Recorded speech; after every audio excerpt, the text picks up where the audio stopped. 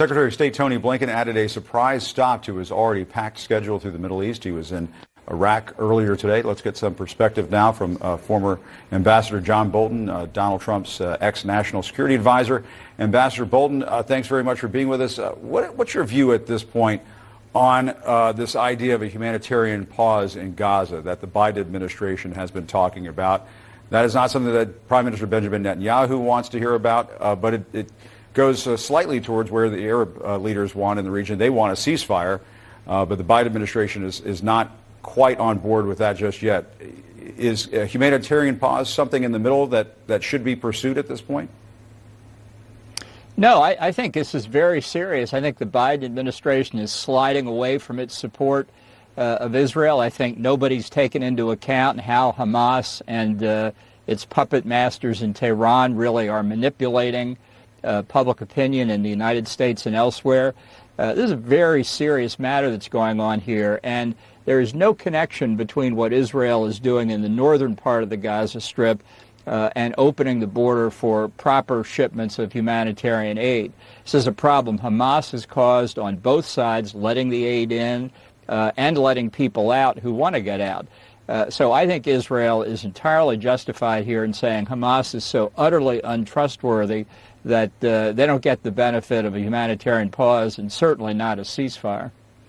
But what about these civilian casualties in Gaza that are on the rise, Ambassador? As the Israeli military keeps hitting these Hamas targets, they are killing a lot of civilians. I mean, we've seen some of the video. You've seen some of the video, just leaving massive craters in some very densely populated areas. Children are being killed. Hospitals are being flooded with patients.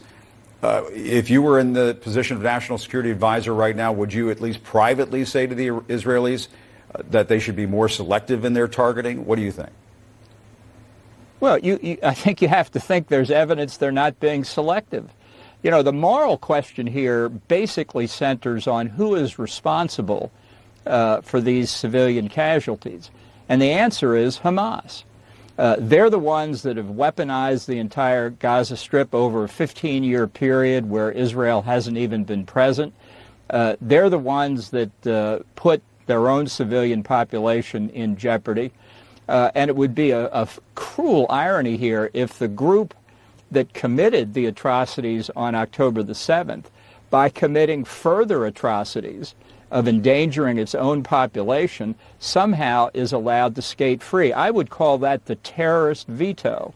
What Israel is doing, and it's always subject to qualification, but is picking legitimate military targets, what its information tells it are legitimate military targets, which it is entitled to do in the exercise of its self-defense. It's not entitled to target civilians qua civilians. It says it's picking legitimate military targets, and it's made the decision to try and get all civilian casualties minimized by giving advance warning, and has made the judgment, which international law permits in armed conflict, that the military target is sufficiently serious to justify the tragic risk of civilian casualties. And unless somebody can say they're doing something else, they are entitled to do what they're doing. And do you think the Israelis, though, need to, at some point, perhaps in the near future, make a more of a transition to ground forces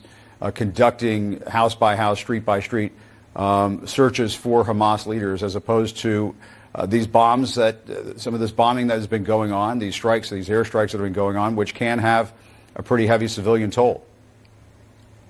Well, so can house by house, street by street conflict. I think Israel, both as a political matter and as a moral matter, is entitled to try and minimize its own casualties. I think this focus on the situation in Gaza also obscures what's really going on here, as does all this talk about not letting the conflict spread. It has already spread. Let's try and summarize what's actually happening. One of America's closest allies is under multiple attacks and threats of attacks by a coalition of some of America's greatest enemies, now at least at the political level and maybe more, including Russia.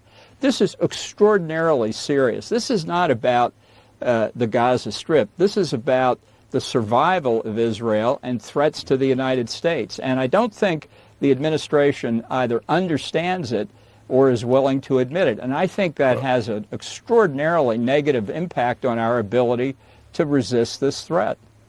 Let me ask you about this op-ed that you have in the New York Post. You said President Biden is risking American lives by refusing to hold Iran responsible for the Hamas attacks on October 7th. I mean, the president has been standing pretty shoulder to shoulder with the Israelis. I know you've acknowledged that. But do you really want a war with Iran? Is that the right approach here?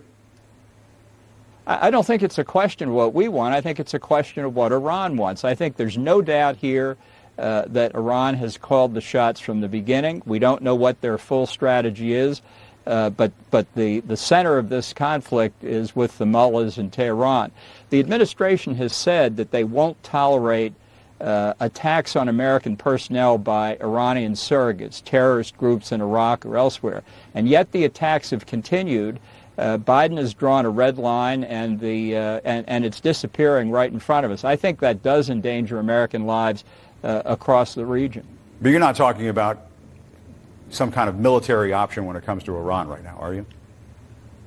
Of course I am. If Iranian surrogate groups kill Americans, the Iranians need to pay a price for it. They don't take our restraint as a goodwill gesture, Jim. They take it as weakness.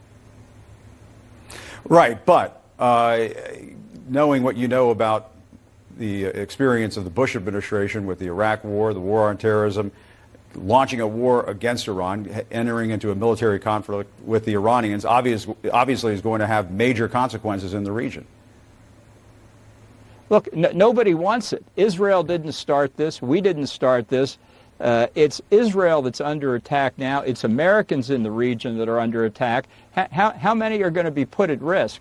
We've been very lucky, I would have to say. Some of the Shia groups in Iraq are incompetent, would be a polite way to put it. And we haven't had a serious loss of American life. We've had some and some wounded. But the day could come when we would see significant American casualties as a result of the actions of Iran's surrogates, done absolutely with their knowledge and probably direction. So what do you do then, Jim? You just say, oh, it's too bad, isn't it? Too bad. Yeah. Let me ask you this. I mean, that's obviously, would that's you a retaliate? hypothetical. That's what you're talking about, a hypothetical. Well, would you retaliate? I mean, sure it is. That's right. But it could happen tomorrow.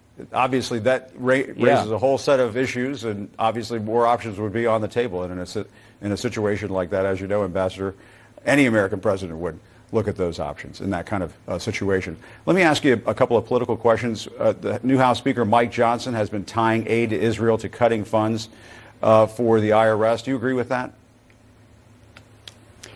Look, I think that's something that Republicans should be doing more of. I would certainly vote in favor of whatever aid Israel needs.